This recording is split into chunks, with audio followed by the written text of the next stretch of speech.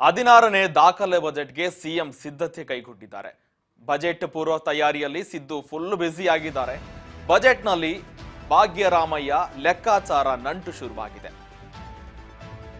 16ನೇ ದಾಖಲೆ ಬಜೆಟ್ಗೆ ಸಿಎಂ ಸಿದ್ಧತೆ ಕೈಗೊಂಡಿದ್ದಾರೆ. ಬಜೆಟ್ನ ಪೂರ್ವ ತಯಾರಿಯಲ್ಲಿ ಫುಲ್ ಬ್ಯುಸಿ ಆಗಿದ್ದಾರೆ.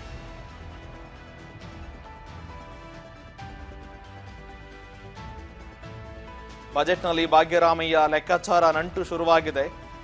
ಈ ವರ್ಷದ ಬಜೆಟ್ ಗಾತ್ರ ಹೆಚ್ಚಾಗ್ತಾ ಇದೆ. 4 ಲಕ್ಷ ಕೋಟಿಗೂ ಹೆಚ್ಚಳ. ಈ ವರ್ಷದ ಬಜೆಟ್ ಗಾತ್ರ ಹೆಚ್ಚಾಗ್ತಾ ಇದೆ.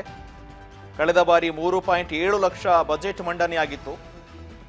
ಈ ವರ್ಷದಲ್ಲಿ 4 ಲಕ್ಷಕ್ಕೂ ಹೆಚ್ಚು ಬಜೆಟ್ನ ಗಾತ್ರ ಹೆಚ್ಚಳವಾಗ್ತಾ ಇದೆ. ಜೊತೆಗೆ ಈ ಬಜೆಟ್ ಮಂಡನೆ ಹಿನ್ನೆಲೆಯಲ್ಲಿ ಪೂರ್ವ ತಯಾರಿ ಕೂಡ ನಡೆಸ್ತಾ ಇದ್ದಾರೆ ಸಿದ್ದರಾಮಯ್ಯನವರು. ಸಿದ್ದು ಬಜೆಟ್ ಮೇಲೆ ಜನರಿಗಿಂತ ಸಚಿವರಿಗೆ ಹೆಚ್ಚು ನಿರೀಕ್ಷೆ ಇದೆ. ಯಾಕಂದ್ರೆ ಡೆವಲಪ್ಮೆಂಟ್ ಕಾರ್ಯಗಳಿಗೆ ಅನುದಾನ ಬಿಡುಗಡೆ ಆಗಬೇಕು. ಒಂದು ಕಡೆ ಸಚಿವರ ಸಮಾಲೋಚನೆ ಮಾಡಬೇಕು, ಅವರನ್ನ ಸುಧಾರಿಸಬೇಕು.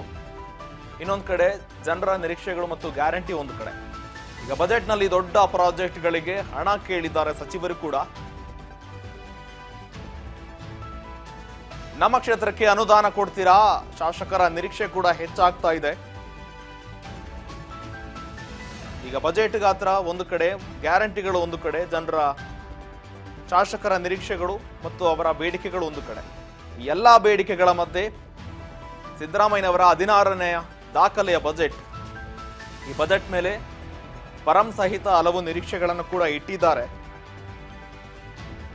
ಸಿದ್ದು ಬಜೆಟ್ ಮೇಲೆ ಜನರಿಗಿಂತ ಸಚಿವರಿಗೆ ಹೆಚ್ಚು ನಿರೀಕ್ಷೆ ಇದೆ. ಈ ಬಜೆಟ್ ಮೇಲೆ ಪರಂ ಸಹಿತ ಹಲವು ಜೊತೆಗೆ ಸಚಿವರು ಕೂಡ ನಿರೀಕ್ಷೆ ಇಟ್ಟಿದ್ದಾರೆ. ನಮ್ಮ ಕ್ಷೇತ್ರಕ್ಕೆ ಅನುದಾನ ಕೊಡ್ತೀರಾ ಅಂತ ಕೂಡ ಶಾಸಕರು ಕೂಡ ನಿರೀಕ್ಷೆ ಇಟ್ಟಿದ್ದಾರೆ. ಒಂದು ಕಡೆ ಗ್ಯಾರಂಟಿ ಯೋಜನೆಗಳಿಗೆ ಅನುದಾನ,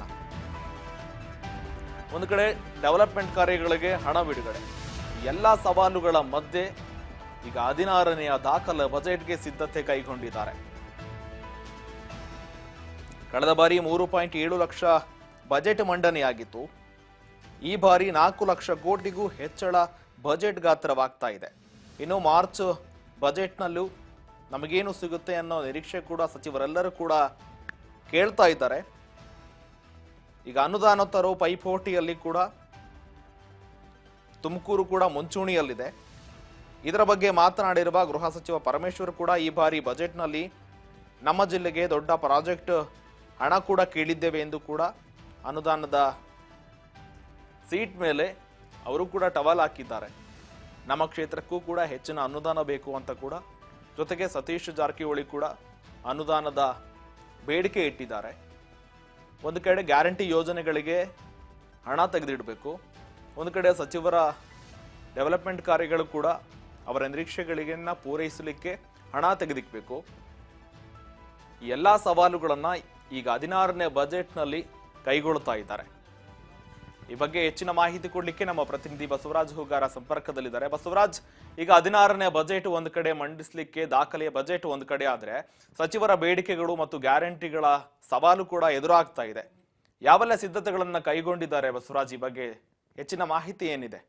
ಶ್ರೀಕಾಂತ್, ಈಗಾಗಲೇ 16ನೇ ಬಜೆಟ್ ಮಂಡನೆ ಮಾಡಲಿಕ್ಕೆ ಸಿಎಂ ಸಿದ್ದರಾಮಯ್ಯನವರು ಸಕಲ ಸಿದ್ಧತೆನ ಕೂಡ ಮಾಡ್ಕೊತಾ ಇದ್ದಾರೆ. ಇವತ್ತು ಕೂಡ ಸಂಜೆ ಏನು ಬೆಳಿಗ್ಗೆಯಿಂದಲೂ ಕೂಡ ಸಂಜೆ 7 ಗಂಟೆವರೆಗೂ ಕೂಡ 11ರಿಂದ 7 ಗಂಟೆವರೆಗೂ ಕೂಡ ಆರ್ಥಿಕ ಇಲಾಖೆಯ ಹಿರಿಯ ಅಧಿಕಾರಿಗಳ ಜೊತೆ ಕೂಡ ಸಭೆ ಕೂಡ ಇರುವಂಥದ್ದು. ಅದರಂತೆ ಹಲವಾರು ಇಲಾಖೆಗಳ ಜೊತೆ ಅಧಿಕಾರಿಗಳು, ಸಚಿವರ ಜೊತೆ ಕೂಡ ಬಜೆಟ್ನ ಪೂರ್ವಭಾವಿ ಸಭೆ ನಡೆಸಿದ್ದಾರೆ. ಸಂಘ ಸಂಸ್ಥೆಗಳ ಜೊತೆ ಕೂಡ ಸಭೆಯನ್ನು ನಡೆಸಿರ್ತಕ್ಕಂಥದ್ದು. ಪ್ರಮುಖವಾಗಿ ಕಳೆದ ಬಾರಿಗಿಂತ ಈ ಬಾರಿ ಹೆಚ್ಚಿನ ಗಾತ್ರದ ಬಜೆಟ್ ಅನ್ನ ಮಂಡನೆ ಮಾಡಲಿಕ್ಕೆ ಸಿಎಂ ಸಿದ್ದರಾಮಯ್ಯನವರು ಮುಂದಾಗಿರ್ತಕ್ಕಂಥದ್ದು. ಸುಮಾರು 4 ಲಕ್ಷ ಕೋಟಿ ಒಂದು ಬಜೆಟ್ ಗಾತ್ರ ಆಗಬಹುದು ಅನ್ನುವಂತ ಲೆಕ್ಕಾಚಾರಗಳು ಕೂಡ ಇರುವಂತದ್ದು. ಹಾಗಾಗಿ ಸಾಕಷ್ಟು ಒಂದು ನಿರೀಕ್ಷೆಗಳು ಕೂಡ ಜನರಿಗಿಂತ ಸಚಿವರಿಗೆ ಕೂಡ ಇರುವಂತದ್ದು. ಅಂದ್ರೆ ಅವರವರ ಒಂದು ಕ್ಷೇತ್ರಗಳಿಗೆ, ಅವರ ಇಲಾಖೆಗಳಿಗೆ ಹೆಚ್ಚಿನ ಒಂದು ಅನುದಾನವನ್ನ ತೆಗೆದುಕೊಳ್ಬೇಕು ಅನ್ನುವಂಥದ್ದು. ಈಗಾಗಲೇ ಸಿಎಂ ಸಿದ್ದರಾಮಯ್ಯವ್ರನ್ನು ಕೂಡ ಭೇಟಿ ಮಾಡಿ ಅವರ ಇಲಾಖೆ ಸಂಬಂಧಪಟ್ಟಂತದ್ದು ಮತ್ತೆ ಅವರ ಕ್ಷೇತ್ರಗಳಿಗೆ ಸಂಬಂಧಪಟ್ಟಂತ ಯೋಜನೆಗಳ ಕುರಿತು ಕೂಡ ಚರ್ಚೆ ನಡೆಸಿರ್ತಕ್ಕಂಥದ್ದು. ಆ ಒಂದು ಯೋಜನೆಗಳು ಕೂಡ ಹೆಚ್ಚಿನ ಅನುದಾನವನ್ನ ಈ ಬಾರಿಯ ಬಜೆಟ್ ನಲ್ಲಿ ಉಲ್ಲೇಖಿಸಿ ಅವುಗಳಿಗೂ ಕೂಡ ಹಣವನ್ನ ಪಡೆದುಕೊಳ್ಬೇಕು ಅನ್ನುವಂತಹ ಹಿನ್ನೆಲೆಯಲ್ಲಿ ಕೂಡ ಸಚಿವರು ಆಗಿರ್ಬೋದು, ಶಾಸಕರಾಗಿರ್ಬೋದು ಸಾಕಷ್ಟು ನಿರೀಕ್ಷೆಗಳನ್ನ ಸಿಎಂ ಸಿದ್ದರಾಮಯ್ಯವರ ಬಜೆಟ್ ಮೇಲೆ ಇಟ್ಟಿರ್ತಕ್ಕಂಥದ್ದು.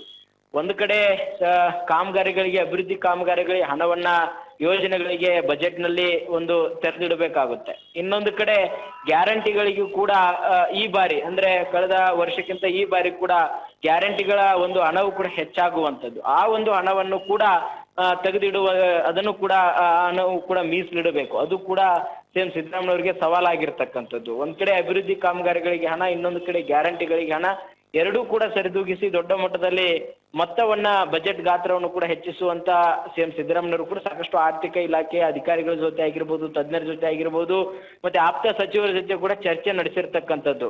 ಈ ಒಂದು ನಿಟ್ಟಿನಲ್ಲಿ 16ನೇ ಬಜೆಟ್ ಮಂಡಿಸ್ತಕ್ಕಂಥ ಸಿಎಂ ಸಿದ್ದರಾಮಯ್ಯವರು ಸಾಕಷ್ಟು ಲೆಕ್ಕಾಚಾರದಲ್ಲಿ ಒಂದು ಬಜೆಟ್ನ ಗಾತ್ರ ದೊಡ್ಡ ಮಟ್ಟದಲ್ಲಿ ಇರ್ತಕ್ಕಂಥ ಕಾರಣದ ಹಿನ್ನೆಲೆಯಲ್ಲಿ ಬಹಳಷ್ಟು ಒಂದು ಸಭೆಗಳನ್ನ ನಡೆಸಿ ಸಾಕಷ್ಟು ಒಂದ್ ಕಡೆ ಆರ್ಥಿಕವಾಗಿರ್ತಕ್ಕಂಥದ್ದು ಕೂಡ ಹೆಚ್ಚಿಗೆ ಹೊರೆ ಬೀಳಬಾರ್ದು, ಮತ್ತೆ ಯೋಜನೆಗಳು ಕೂಡ ಹೆಚ್ಚಿನ ಅನುದಾನ ಮೀಸಲಿಡಬೇಕು. ಇವೆಲ್ಲವನ್ನು ಕೂಡ ಗಮನ ಇಟ್ಟುಕೊಂಡು ಮತ್ತೆ ಪ್ರತಿಯೊಂದು ಕ್ಷೇತ್ರಗಳಿಗೂ ಕೂಡ, ಅದು ಶಿಕ್ಷಣ ಕ್ಷೇತ್ರ ಆಗಿರ್ಬೋದು, ಆರೋಗ್ಯ ಕ್ಷೇತ್ರ ಆಗಿರ್ಬೋದು, ಕೃಷಿ ಕ್ಷೇತ್ರ ಆಗಿರ್ಬೋದು, ಎಲ್ಲ ಒಂದು ಕ್ಷೇತ್ರಗಳಿಗೂ ಕೂಡ ಅವ್ರದೇ ಆಗಿರ್ತಕ್ಕಂಥ ಏನೆಲ್ಲ ಪ್ರಪೋಸಲ್ ಇಟ್ಟಿದ್ದಾರೆ ಅವಕ್ಕೆಲ್ಲವೂ ಕೂಡ ಹಣವನ್ನ ಮೀಸಲಿಡಬೇಕು ಅನ್ನುವಂತ ನಿಟ್ಟಿನಲ್ಲಿ ಕೂಡ ಸಾಕಷ್ಟು ತಯಾರಿಯನ್ನು ಕೂಡ ನಡೆಸಿರ್ತಕ್ಕಂಥದ್ದು. ಶ್ರೀಕಾಂತ್.